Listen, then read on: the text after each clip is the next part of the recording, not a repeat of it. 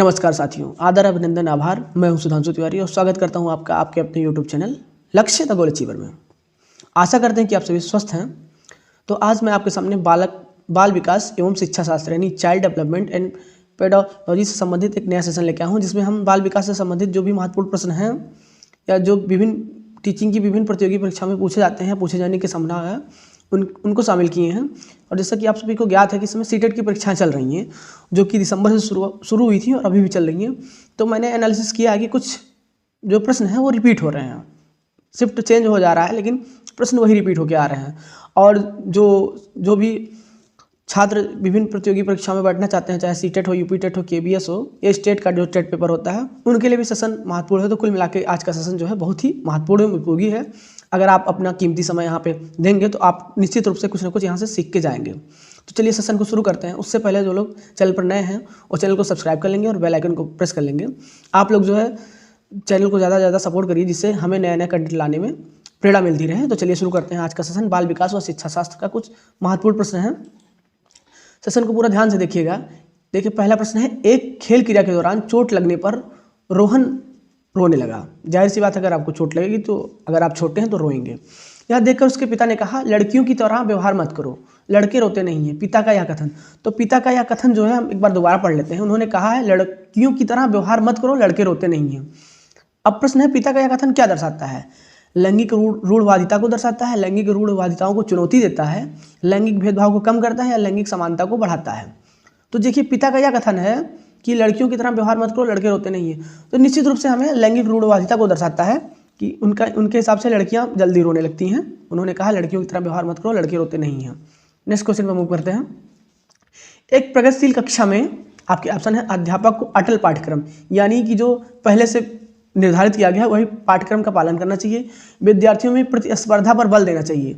ज्ञान की संरचना के लिए प्रचुर मौके प्रदान करने चाहिए, या विद्यार्थियों को उनके अकादमिक अंकों के आधार पर नामांकित करना चाहिए, यानी जो पहले नंबर पाए उसी के हिसाब से उनका नामांकन यानी दाखिला करना चाहिए। तो देखिए, प्रगतिशील कक्षा की एक निशानी होती है कि ज्ञान की संरचना के लिए बच्चों को प्रचुर मौके प्रदान करने चाहिए, यानी उन्हें समय बराबर उपलब्ध करना चाहिए, उनके अंदर ज्ञान की संरचना हो।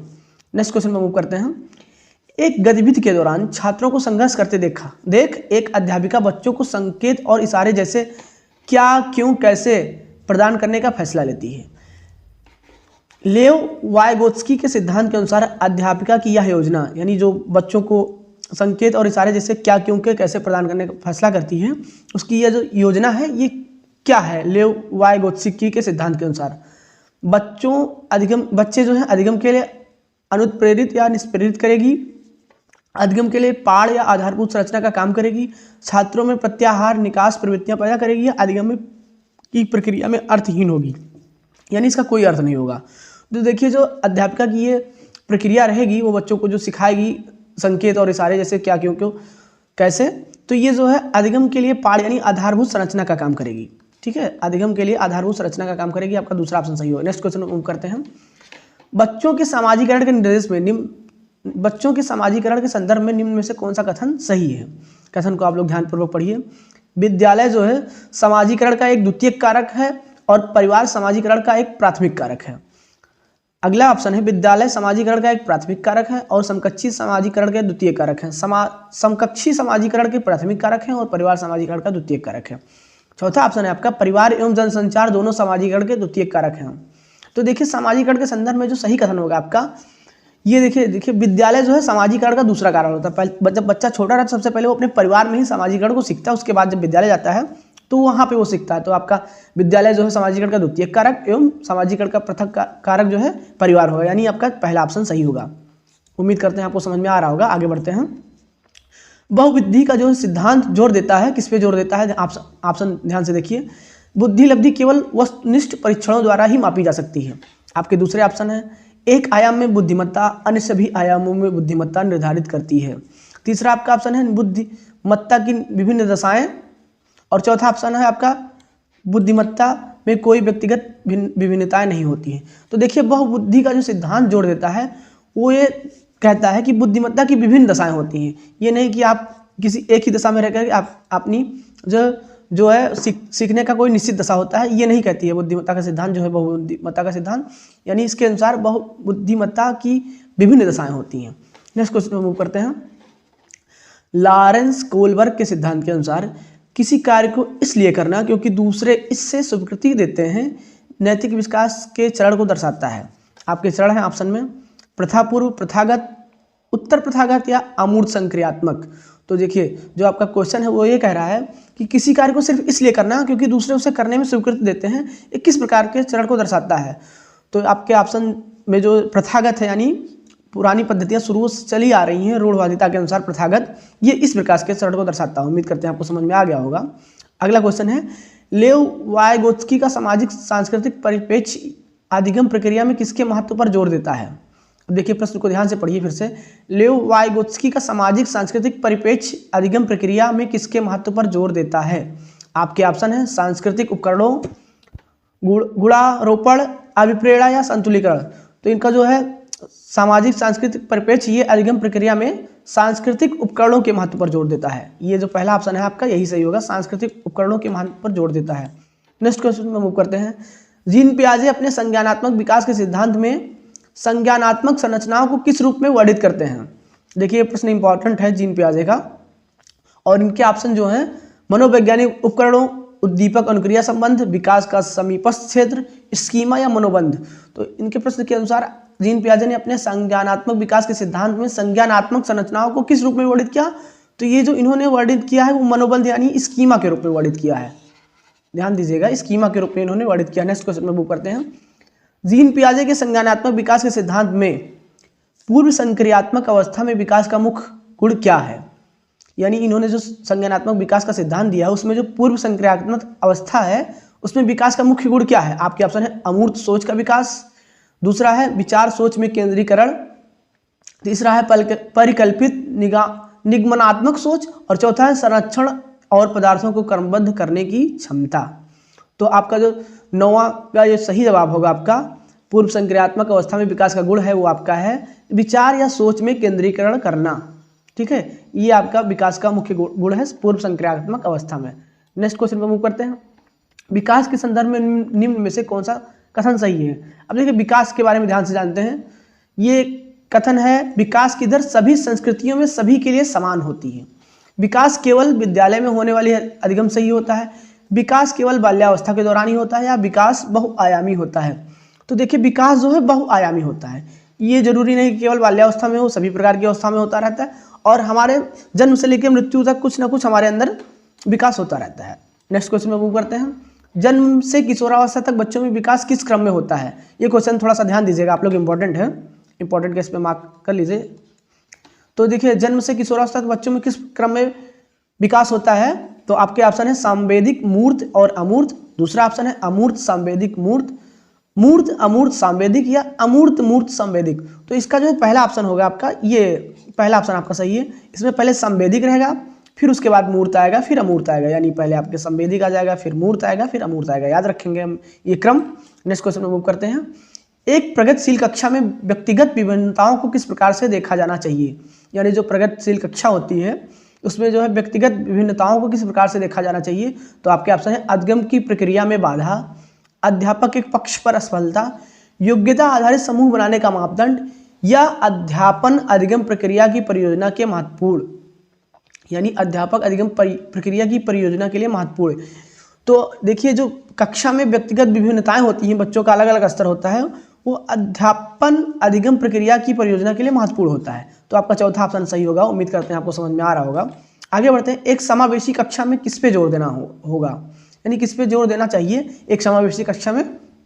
आपके ऑप्शन जो है प्रदर्शन अभिमुखी लक्ष्यों पे, अभिभेदी या समरूपी निर्देशों पे, सामाजिक पहचान के आधार पर छात्रों के अलगाव, या हर बच्चे के सामर्थ्य को अधिकतम करने के लिए अवसर प्रदान करके। तो एक जो समावेशी कक्षा होती है उसमें जो है हमें हर बच्चे के सामर्थ्य को अधिकतम करने के लिए बच्चे को पर्याप्त अवसर देना चाहिए, इस पर हमें जोर देना चाहिए समावेशी कक्षा में। नेक्स्ट क्वेश्चन में मूव करते हैं। दिव्यांगजन अधिकार अधिनियम 2016 के अनुसार निम्न में से किस शब्दावली का प्रयोग उपयुक्त है। जो दिव्यांगजन अधिकार अधिनियम 2016 है, देखिए पहले जो है हम जो भी दिव्यांग रहते थे जैसे उन्हें विकलांग कहा जाता था, बाद में उनका अधिकार अधिनियम आया तो उन्हें दिव्यांगजन बोला जाने लगा। तो इसके अनुसार जो है इस नियम के अधिनियम के अनुसार निम्न में से किस शब्दावली का प्रयोग उपयुक्त है? तो आपका है मंदित छात्र, विकलांग छात्र, छात्र जिसे शारीरिक दिव्यांगता हो, या छात्र जिसका अशक्त शरीर हो यानी सक्रिय ना हो। तो आपका चौथा ऑप्शन ही सही होगा, छात्र जिसमें शारीरिक दिव्यांगता हो, माफ कीजिएगा तीसरा ऑप्शन आपका सही होगा, यानी छात्र जिसे शारीरिक दिव्यांगता हो उसे ही दिव्यांगजन अधिनियम के अनुसार जो है शब्दावली का प्रयोग किया जाता है। छात्र जिससे शारीरिक दिव्यांगता हो यानी वो अक्षम हो। 15 क्वेश्चन है, अधिगम कठिनाइयों से जूझते छात्रों की जरूरतों को संबोधित करने के लिए एक अध्यापक को क्या करना चाहिए? यानी जो बच्चा अधिगम कठिनाइयों से जूझ रहा है उसके लिए अध्यापक को क्या करना चाहिए?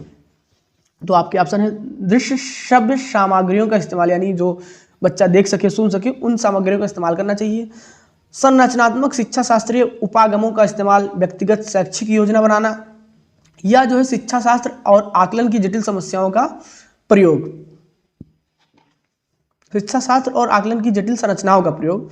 तो देखिए अधिगम की कठिनाइयों से अगर कोई बच्चा जूझ रहा है तो अध्यापक को उसके लिए जो शिक्षा शास्त्र और आकलन की जटिल संरचनाओं का प्रयोग करना चाहिए, जिससे कि बच्चों को अधिगम में कठिनाई नहीं होगी। तो चौथा ऑप्शन आपका यहाँ पे सही होगा, शिक्षा शास्त्र और आकलन की जटिल संरचनाओं का प्रयोग। नेक्स्ट क्वेश्चन है आपका सृजनात्मकता की पहचान का प्रमुख लक्षण क्या है? देखिए क्वेश्चन है सृजनात्मकता की पहचान का प्रमुख लक्षण क्या है? आपसे ऑप्शन है कम परिज्ञानता यानी बोधगम्यता, अपसारी चिंतन, अतिसक्रियता या असतर्कता। तो आपका जो ऑप्शन है सृजनात्मकता की पहचान का प्रमुख लक्षण क्या है? तो इसका जो पहचान का प्रमुख लक्षण है अपसारी चिंतन। ये जो आपका बी ऑप्शन है ये सही होगा, अपसारी चिंतन जो है सृजनात्मकता की पहचान का प्रमुख लक्षण है। नेक्स्ट क्वेश्चन पर मूव करते हैं। विविध पृष्ठभूमियों के अधिगमकर्ताओं को संबोधित करने हेतु तो एक अध्यापक को क्या करना चाहिए? विविधता संबंधित मुद्दों पर बातचीत टालनी चाहिए, विविध संन्यासों से उदाहरण लेने चाहिए, विविध विन्यासों से माफ कीजिएगा उदाहरण लेने चाहिए, सभी के लिए मानकीकृत आकलनों का इस्तेमाल करना चाहिए, ऐसे कथनों का इस्तेमाल करना चाहिए जो नकारात्मक रूढ़िबद्ध धारणाओं को मजबूत करे। तो देखिए विभिन्न पृष्ठभूमियों के अधिगमकर्ताओं को संबोधित करने के लिए एक अध्यापक जो है विविध विन्यासों के उदाहरण लेने चाहिए, यानी कि सभी प्रकार के जो है विन्यासों से उदाहरण लेने चाहिए, जिससे कि अध्यापक जो है अधिगमकर्ताओं को अच्छी तरीके से समझा सके कोई पाठ्य वस्तु। नेक्स्ट क्वेश्चन पर मूव करते हैं। समस्या समाधान क्षमताओं को किस प्रकार सुसाध्य किया जा सकता है? ऑप्शन है आपके लगातार अभ्यास एवं कार्यान्वयन पर जोर देकर, समस्याओं के हल हेतु अटल प्रक्रिया के इस्तेमाल को बढ़ावा देकर, समरूपों के इस्तेमाल को बढ़ावा देकर, या विद्यार्थियों में डर की भावना पैदा कर कर। तो देखिए जो समस्या समाधान क्षमताओं को किस प्रकार से सुसाध्य यानी उसको हल किया जाता है, तो आपका तीसरा ऑप्शन सही होगा, समरूपों के इस्तेमाल को बढ़ावा देकर। नेक्स्ट क्वेश्चन मूव करते हैं। अधिगम में अभिप्रेरणा को किस प्रकार कायम रखा जा सकता है? आपके ऑप्शन है बच्चों को दंड देकर, प्रवीणता अभिमुखी लक्ष्यों पर जोर देकर, बच्चों को बहुत आसान क्रियाकलाप देकर, या यंत्रवत याद करने पर जोर देकर। तो देखिए ध्यान दीजिएगा ऑप्शन आपका जो है इसमें जो है प्रवीणता अभिमुखी लक्ष्यों पर जोर देकर, यानी जो अधिगम की प्रेरणा को इस प्रकार से कायम रखा जा सकता है, प्रवीणता अभिमुखी लक्ष्यों पर जोर देकर। नेक्स्ट क्वेश्चन मूव करते हैं। शर्मिंदगी जो शब्द है इसका क्या संबंध है? ध्यान दीजिएगा आप लोग ऑप्शन। शर्मिंदगी का जो संज्ञान से कोई संबंध नहीं है, शर्मिंदगी का संज्ञान पर नकारात्मक प्रभाव पड़ता है। शर्मिंदगी बच्चों को अधिगम हेतु अभिप्रेरित करने के लिए बहुत प्रभावशाली है, और शर्मिंदगी के भाव को अध्यापन अधिगम प्रक्रिया में बारंबार पैदा करना चाहिए। तो देखिए शर्मिंदगी जो होती है इसका जो है संज्ञान पर नकारात्मक प्रभाव पड़ता है। जैसे मान लीजिए कोई बच्चा बोल रहा है, उसके उच्चारण में थोड़ा सा गलती हो गई है, तो आप उस पर प्रतिक्रिया ना दीजिए, जैसे कि वो शर्मिंदगी हो जाएगी और इसका अधिगम पर नकारात्मक प्रभाव पड़ेगा। नेक्स्ट क्वेश्चन में मूव करते हैं। निम्न में से अध्यापन अधिगम का सबसे प्रभावशाली माध्यम कौन सा है? देखिए पहला ऑप्शन है विषय वस्तु को यंत्रवत याद करना, संकल्पनाओं के बीच संबंध खोजना, बिना संश्लेषण के अवलोकन करना, या अनुकरण नकल और दोहराना। तो देखिए जो है अध्यापन अधिगम का सबसे प्रभावशाली माध्यम है आपका संकल्पनाओं के बीच संबंध खोजना, यानी बच्चे अपने आप जो है विभिन्न जो टॉपिक रहते हैं उनके बीच में संबंध खोजे, तो ये जो है अध्यापन और अधिगम का सबसे प्रभावशाली माध्यम बना गया है। नेक्स्ट क्वेश्चन है। एक अध्यापिका को दिए गए किसी कार्यकलाप में छात्रों की विभिन्न त्रुटियों का विश्लेषण करना चाहिए, क्योंकि इसके आधार पर वह दंड की मात्रा निर्धारित कर सकती है। त्रुटियों की समझ अध्यापक अधिगम प्रक्रिया क्रिया के लिए अर्थपूर्ण है। इसके आधार पर वह ज़्यादा त्रुटियां करने वाले छात्रों को दूसरे छात्रों से अलग कर सकती है, या अधिगम केवल त्रुटियों के शोधन पर निर्भर है। तो इसमें जो आपका ऑप्शन होगा सही वाला ऑप्शन, इससे वो जो अध्यापिका जो है त्रुटियों की समझ अध्यापन अधिगम प्रक्रिया के लिए अर्थपूर्ण होती है, ये उसके लिए फायदा होगा। जैसे अध्यापिका किसी कार्यकलाप में छात्रों की विभिन्न त्रुटियों का विश्लेषण अगर करना चाहती है तो इससे वो जान जाएगी कि बच्चे गलती कहाँ पे कर रहे हैं। नेक्स्ट क्वेश्चन पर मूव करते हैं। बच्चों को सीखने में कठिनाई होती है जब, कब, ध्यान दीजिए ऑप्शन, सूचना अलग अलग टुकड़ों में प्रस्तुत की जाए, वो आंतरिक रूप से अभिप्रेरित ना हो, अधिगम सामाजिक संदर्भों में हो, या विषय वस्तु को बहुरूपों में हो गया हो, प्रस्तुत किया गया हो। यानी ये देखिए टाइपिंग मिस्टेक है, विषय वस्तु को बहुरूपों में प्रस्तुत किया गया हो। देखिए बच्चों को सीखने में कठिनाई जब होती है, देखिए बच्चे तो हैं ही, आंतरिक रूप से प्रेरित नहीं रहेंगे उतने, और देखिए जब सूचना को हम टुकड़ों में प्रस्तुत करते हैं तो बच्चों को सीखने में कठिनाई होती है। तो पहला ऑप्शन आपका सही होगा। नेक्स्ट क्वेश्चन में मूव करते हैं। अधिगम की सर्वोत्तम अवस्था कौन सी है? आपके ऑप्शन है उच्च उत्तेजना यानी उच्च भय, निम्न उत्तेजना या उच्च भय, संतुलित उत्तेजना या कोई भय नहीं, कोई उत्तेजना कोई भय नहीं। तो जो आपका सही ऑप्शन होगा संतुलित उत्तेजना एवं कोई भय नहीं। जब बच्चों के अंदर संतुलित उत्तेजना होगी और किसी प्रकार का भय नहीं होगा तो अधिगम में ये अधिगम यानी पढ़ाने की सर्वोत्तम अवस्था मानी जाती है। अगला क्वेश्चन है आपका, अधिगम का संरचनात्मक विचार या सुझाव देता है कि ज्ञान की संरचना में, आपके ऑप्शन है, बच्चों की कोई भूमिका नहीं है, बच्चे पूर्ण रूप से वयस्कों पर निर्भर रहते हैं, बच्चे सक्रिय भूमिका निभाते हैं, बच्चे पूर्ण रूप से पाठ्य पुस्तकों पर निर्भर रहते हैं। तो जो आपका सही ऑप्शन होगा बच्चे सक्रिय भूमिका निभाते हैं। देखिए बच्चों को अगर कोई चीज़ पढ़ाया जा रहा है तो उस पर ध्यान देते हैं, सक्रियता उनकी बनी रहती है, सीखने की कोशिश करते हैं। तो अधिगम का संरचनात्मक विचार या सुझाव देता है कि ज्ञान की संरचना में बच्चे सक्रिय भूमिका निभाते हैं। नेक्स्ट क्वेश्चन पर मूव करते हैं। अधिगम के लिए निम्न में से कौन सी धारणा उपयुक्त है? आपके ऑप्शन है योग्यता सुधार, योग्यता अटल, प्रयासों में कोई फर्क नहीं पड़ता है, या असफलता अनियंत्रित है। तो जो आपका ऑप्शन होगा सही वाला, अधिगम के लिए निम्न में से कौन सी धारणा उपयुक्त है, इसमें योग्यता सुधार्य है। ये धारणा जो है मानी जाती है कि योग्यता होनी चाहिए हमें अधिगम के लिए। निम्न में से कौन सी परिपाटी विद्यार्थियों में संकल्पनात्मक समझ में बढ़ोतरी करने में सहायक है? देखिए परिपाटी पे ध्यान दें कौन सी है। प्रतिस्पर्धा आधारित प्रतिस्पर्धाएं, पाठ्य पुस्तक केंद्रित शिक्षा शास्त्र, बारंबार परीक्षाएं, या अन्वेषण और संवाद। तो देखिए कौन सी परिपाटी विद्यार्थियों में संकल्पनात्मक समझ में बढ़ोतरी करने में सहायक है? तो ये जो आपका अन्वेषण और संवाद है, चौथा ऑप्शन आपका ये सही होगा। ये विद्यार्थियों में समझ में बढ़ोतरी करने में सहायक होती है। एक कार्य के दौरान साइना स्वयं से बात कर रही है, वह कार्य पर किस प्रकार प्रगति कर सकती है? ध्यान दीजिएगा, लेव वाइगोत्स्की के भाषा और चिंतन सोच के बारे में दिए गए विचारों के अनुसार इस तरह का व्यक्तिगत वाक्य क्या दर्शाता है? यानी जो साइना स्वयं से बात कर रही है, इस तरह का व्यक्तिगत वाक्य लेव वाइगोत्स्की के भाषा और चिंतन के सोच के बारे में दिए गए विचारों के अनुसार क्या दर्शाता है? संज्ञानात्मक अपरिपक्वता, स्व नियमन, आत्मकेंद्रिता और मनोवैज्ञानिक विकार। तो देखिए इसमें सही ऑप्शन होगा आपका स्वनियमन, यानी वो खुद से बात करके अपनी कमियों को दूर करने की कोशिश कर रही है और अपने आप को आत्मसाधित करने की कोशिश कर रही है। अगला क्वेश्चन है आपका, मूल्यांकन पद्धतियों का लक्ष्य होना चाहिए विद्यार्थियों को नामांकित करना, योग्यता आधारित समूह में विद्यार्थियों को विभाजित करना, विद्यार्थियों की जरूरतों आवश्यकताओं की पहचान करना, या पुरस्कार वितरण हेतु उच्च अंक प्राप्त करने वाले विद्यार्थियों की पहचान करना। तो देखिए मूल्यांकन पद्धति का जो मुख्य लक्ष्य होना चाहिए हमारा, इसके अनुसार विद्यार्थियों की जरूरतों में आवश्यकताओं को पहचान करना। ये अलग बात है कि उनको अलग कर दीजिए, जो पढ़ने में तेज हो, पढ़ने में कमजोर हो, उनको अलग कर दीजिए, या पुरस्कार वितरण के लिए जो है मूल्यांकन करना चाहिए। ये सब उसके कारक नहीं है। हमारा मुख्य उद्देश्य होना चाहिए विद्यार्थियों की जरूरतों और आवश्यकताओं की पहचान करना। अब लास्ट क्वेश्चन जो है आपका आज के सेशन का, बच्चे के विकास की व्यक्तिगत विभिन्नताओं को किस पर प्रतिरूपित किया जा सकता है? आपके ऑप्शन है केवल अनुवांशिकता पर, केवल पर्यावरण पर, ना अनुवांशिकता पर, ना पर्यावरण पर, या अनुवांशिकता एवं पर्यावरण की पारस्परिकता पर।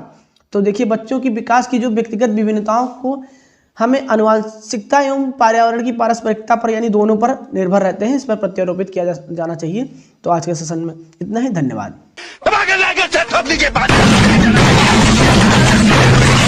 पूरा साल मेहनत करता हूँ आपके लिए बेटा, ऐसा नहीं चलेगा।